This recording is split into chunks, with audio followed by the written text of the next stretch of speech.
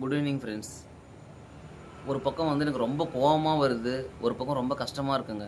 என்னன்னு பார்த்தீங்கன்னா, இப்ப தமிழ்நாட்டுல நடந்துட்டு இருக்குல்ல, அந்த பிரச்சனைய தாங்க நான் சொல்லிட்டு இருக்கேன்.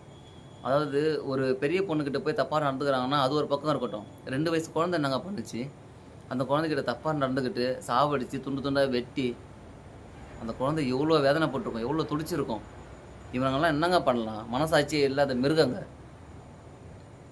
நமக்கே இவ்வளோ கஷ்டமா இருக்கே! அந்த குழந்தைய பெத்த அப்பா, அம்மாவுக்கு எப்படி இருக்கும்? அவங்களால இதுலருந்து வெளிய வர முடியுமா? கடைசி வரைக்கும் மறக்க முடியுமா?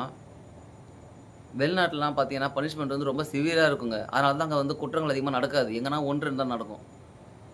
அங்கலாம் வந்து சுட்டுடுவாங்க. இல்லனாக்கா நடு ரோட்ல நிக்க வச்சு வெட்டிடுவாங்க. தூக்குல போட்டுருவாங்க. அதனாலே பயப்படுவாங்க. இல்ல நடுங்குவாங்க. பொண்ணுங்க கிட்ட வந்து நெருங்குறதுக்கே பயப்படுவாங்க. பொண்ணுங்கலாம் நைட்டு 1 மணிக்கு, 2 மணிக்கு கூட சேஃப்டியா போயிட்டு வருவாங்க. ஏன்னா நான் சிங்கப்பூர்ல இருந்திருக்கேன். அதனால நான் சொல்றேன் நானு. பட் நம்ம ஊர்ல அப்படி கிடையாது.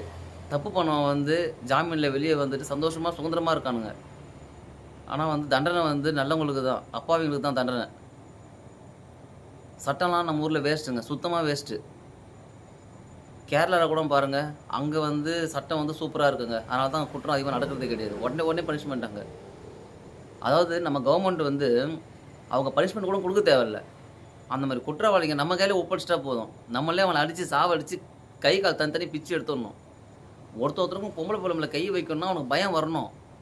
கிட்ட நெருங்குறதுக்கே பயம் வரணும். முன்னாடி பார்த்தீங்கன்னாக்கா, அந்த கோயம்புத்தூர் ஏர்போர்ட்டுக்கு பின்னாடி பார்த்தோன்னா, அங்க ஒரு சம்பவம் நடந்தது. இப்ப என்னன்னாக்கா 2 வயசு குழந்தை. 14 வயசு ஒரு சிறுமிய வந்து இது மாரி பண்ணிட்டு இருக்காங்க. நைட்டு ஃபுல்லா அதுக்கு கொடுமைப்படுத்தி, இதுலேருந்து எல்லாம் எப்படி மீண்டு வருவாங்க? பொம்பள புள்ள பெத்தவங்கலாம் வந்து கடைசி வரைக்கும் பயந்து பயந்துட்டா இருக்க முடியும். ஆனா கடைசில அப்படிதாங்க. நம்ம தான் நம்ம பெண் புள்ளைங்களுக்கு வந்து சொல்லிக் குடுத்து வளர்க்கணும் போல. யார்கிட்டயுமே பேசாதீங்க. முன்ன பின்ன தெரியாதவங்ககிட்ட கிட்ட கூட போகாதீங்க. ஸ்கூலுக்கு போம்போது, காலேஜுக்கு போம்போது, வேலைக்கு போம்போது, எல்லா இடத்துலயுமே இப்படி இருக்க முடியும்? நம்ம பசங்ககிட்ட நம்ம தான் சொல்லணும் போல. பெப்பர் ஸ்ப்ரே வாங்கி குடுத்து, முன்ன பின்ன தெரியாதவங்ககிட்ட பேசாதீங்க.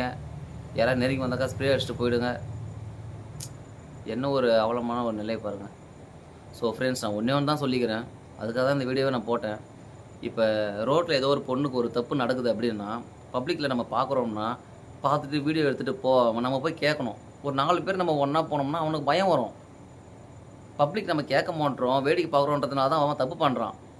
எங்கேயோ ஒரு தப்பு நடந்ததுன்னு வச்சுக்கோங்களேன், நம்ம வீட்டு பொண்ணா நெனச்சு நம்ம போய் ஃபர்ஸ்ட்டு நிக்கணும். ஸோ தயவு செஞ்சு ஏதோ ஒரு குழந்தைக்கு ஒரு தப்பு நடக்குது, ஒரு பொண்ணுக்கு ஒரு தப்பு நடக்குதுன்னா நம்ம போய் நிப்போம், நம்ம போய் கேட்போம். ஸோ நம்மலாம் ஒண்ணா இருந்தாலே குற்றங்கள் குறையும்னு நான் நெனைக்கிறேன். அதுதான் இதுக்கு ஒரே தீர்வுன்னு நெனைக்கிறேன். So thank you friends.